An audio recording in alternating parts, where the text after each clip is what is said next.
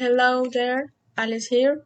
In this video, I'm gonna talk about the Suprasegmentals workshop 3 pronunciation practice. Okay, the first sentence is this: the airplane taxied down the runway before taking off.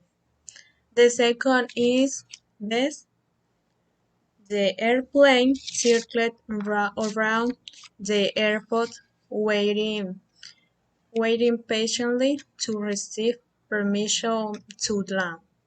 And the last one is this, a paragraph.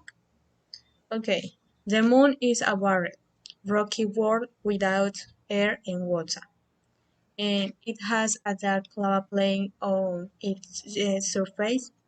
The moon is it has a dark lava. The moon is filled with craters.